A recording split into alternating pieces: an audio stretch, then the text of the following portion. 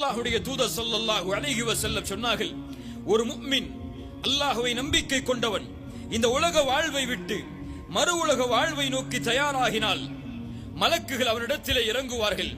அந்த மலக்குகளுடைய தோற்றம் பீதுல் உஜூஹ், வெள்ளை நிற முகங்களோடு, அந்த முகத்துடைய வெளிச்சம் சூரியனுடைய பிரகாசத்தை போன்று இருக்கக்கூடிய நிலையில் மலக்குகள் அவனுக்கு முன்னால் வருவார்கள். அவர்களோடு கஃபனும் மின் அக்னாஃபில் ஜன்னah, சொர்க்கத்துடைய ஆடைகள் இருக்கும், சொர்க்கத்துடைய நறுமணங்கள் அதில் பூசப்பட்டிருக்கும். அவனுடைய பார்வை எட்டும் தூரம் வரை, யாருக்கு உயிர் எடுக்கப்படுகிறதோ அவனுடைய பார்வை எட்டும் தூரம் வரை வந்து அமர்ந்து கொள்ளுவார்கள். மலக்குல் மௌத் வருவதற்காக. மலாயிக்கத்து ரஹ்மா உயிரை கைப்பற்ற முடியாது, உயிரை வாங்கித்தான் செல்ல முடியும். மலக்குல் மௌத் வந்தாக வேண்டும். மலக்குல் மௌத் அந்த சபைக்கு வருவார். வந்து அவருடைய தலைமாட்டின் அருகிலே அமருவார். அமர்ந்து சொல்லுவார் அந்த முஃமினை பார்த்து, ஐயத்துகன் நஃப்சு தய்யிபா, சுத்தமான ஆத்துமாவே, இந்த உடம்பில் இருந்து வெளியே வா. அல்லாஹ்வுடைய மன்னிப்பு உன் மீது இருக்கும் நிலையில், அல்லாஹ் உன்னை பொருந்திக் கொண்டிருக்கக்கூடிய நிலையில், அல்லாஹ் இந்த வார்த்தையை மரண நேரத்தில் கேட்கக்கூடிய வாய்ப்பை எனக்கும் உங்களுக்கும் தருவானாக. அல்லாஹ்வுடைய மன்னிப்பு உன் மீது இருக்கக்கூடிய நிலையில், அல்லாஹ்வுடைய பொருத்தம் உன் மீது இருக்கக்கூடிய நிலையில் இந்த உடலை விட்டு வெளியே வா என்று அழைப்பார் அந்த மலக்.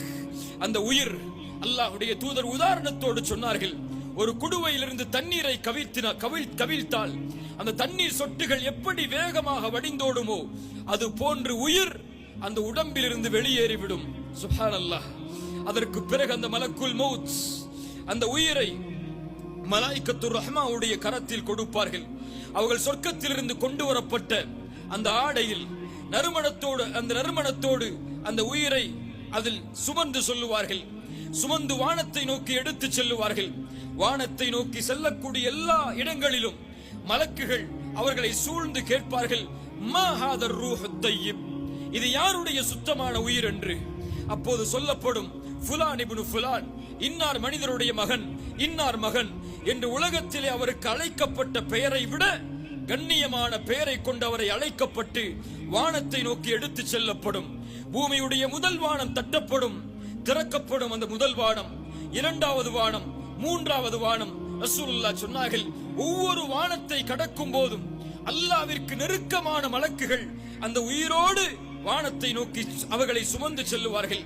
ஏழாவது வானம் வந்ததற்கு பிறகு அல்லாஹ்வுடைய கட்டளை நேரடியாக வரும், உக்துபு கிதாப அப்தி ஃபி இல்லியின், இந்த அடியானுடைய உயிரை இல்லியின் என்ற உயர்ந்தோர்களுடைய ஏட்டில் பதிவு செய்யுங்கள். இந்த உயிரை பூமிக்கு அழைத்து செல்லுங்கள். அதிலிருந்து தான் அவர்களை நாம் படைத்தோம், அதில் தான் மீண்டும் செலுத்துவோம், மீண்டும் மறுமைக்காக அதிலிருந்து தான் அவர்களை எழுப்புவோம் என்ற அழைப்பு அவர்களுக்கு கொடுக்கப்படும். அதற்கு பிறகு அந்த உயிரை அந்த மலக்குகள் சுமந்து வந்து மண்ணறையில் இருக்கக்கூடிய அந்த உடம்பில் மீண்டும் அந்த உயிரை செலுத்துவார்கள். செலுத்தப்பட்டவுடன் மலக்கான், இரண்டு மலக்குகள் வருவார்கள், முன்கர் நக்கீர். ரசூலுல்லாஹி ஸல்லல்லாஹு அலைஹி வஸல்லம் அவர்களுடைய பெயரை வேறொரு ஹதீஸில் ஆதாரப்பூர்வமாக சொன்னார்கள். முன்கர் நக்கீர் வருவார்கள், அவருக்கு அருகிலே அமருவார்கள். அவரை பார்த்து நேரடியாக கேட்பார்கள், மன் ரப்புக, உன் இறைவன் யார்? அவர் சொல்லுவார், ரப்பி அல்லாஹ், என் இறைவன் அல்லாஹ்.